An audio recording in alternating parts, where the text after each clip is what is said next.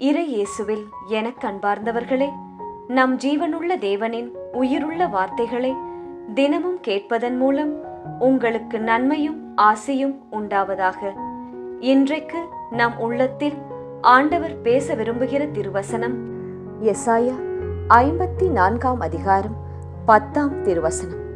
மலைகள் நிலை சாயினும் குன்றுகள் இடம் பெயரினும் உன்மீது நான் கொண்ட பேரன்போ நிலை சாயாது. இறை இயேசுவில் எனதருமை நண்பர்களே, உங்கள் அனைவருக்கும் நம் இயேசுவின் அன்பை உரித்தாக்குகின்றேன். இன்றைய புனிதராம் புனித ஆன்சலம் ஆயரிடம் நமக்காக இறை இயேசுவிடம் பரிந்து பேசி அவரின் இரக்கத்தை பெற்றுத் தரும்படி ஜெபித்துக் கொள்வோம். ஆண்டவர் ஒவ்வொரு நாளும் நம்மை தேற்றுகின்ற ஒரு தேவனாக இருக்கின்றார். தனது வசனங்கள் மூலம் நம்மோடு பேசுகிறார்.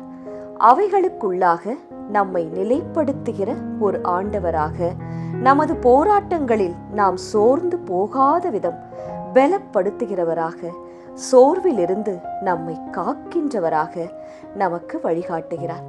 நம்முடைய நினைவுகளை அறிந்திருக்கிற தேவனாக அவர் இருக்கிறார்.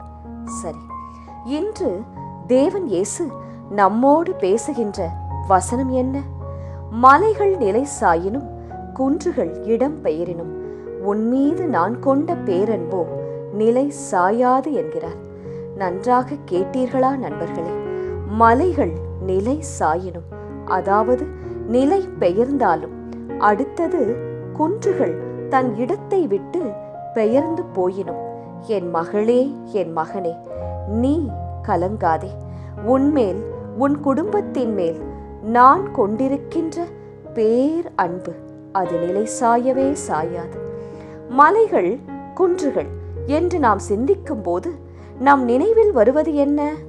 நாம் பிரமிக்கத்தக்க பெரிய உருவங்கள், பெரிய காரியங்கள், இவைதான் நமக்கு ஞாபகம் வரும், நம் நினைவுக்கு வரும்.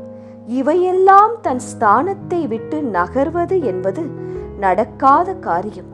அப்படியே அவை நிலை சாயினும், நான் உன்னோடுதான் இருக்கின்றேன், உன்மேல் நான் வைத்திருக்கிற கிருபை அது ஒரு நாளும் விலகாது என்கிறார்.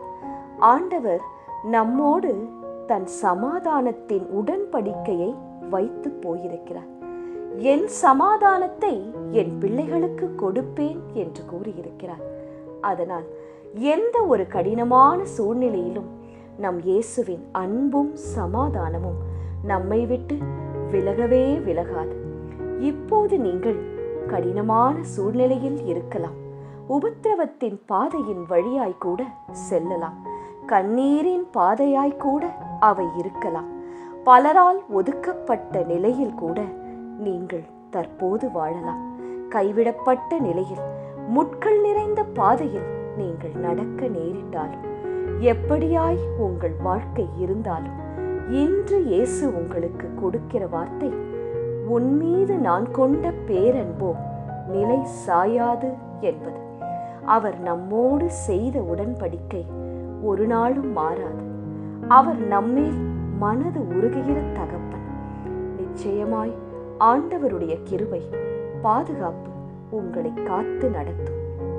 ஆண்டவரின் பிள்ளைகள் என்கிற பாக்கியத்தை, சுவிகாரத்தை பெற்றிருக்கும் நீங்கள் பயப்படவோ கலங்கவோ கூடாது. எனவே இந்த வசனத்தை இன்று முழுவதும் மனதில் நிறுத்தி தியானியுங்கள். செபிக்கலாமா?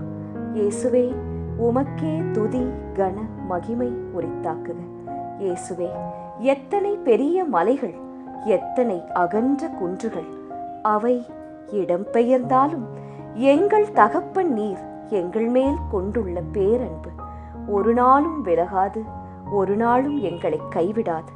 நீர் தந்த வசனத்தை எங்கள் மனதில் வைத்து சொந்தமாக்கிக் கொள்ள ஜெபிக்கின்றோம். ஆமென். இயேசு கிறிஸ்துவின் பெரிதான நாமத்தின் நிமித்தம் ஜெபிக்கிறோம். ஆமென். ஒவ்வொரு நாளும் உங்கள் உள்ளத்தில் ஆண்டவர் பேச விரும்புகிற இறை வார்த்தையை தெரிந்து கொள்ள ரோசரி பிரேயர்ஸ் சேனலை சப்ஸ்கிரைப் செய்யுங்கள். மேலும் உங்கள் நண்பர்கள் மற்றும் உறவினர்களுடன் ஷேர் செய்யுங்கள். நன்றி.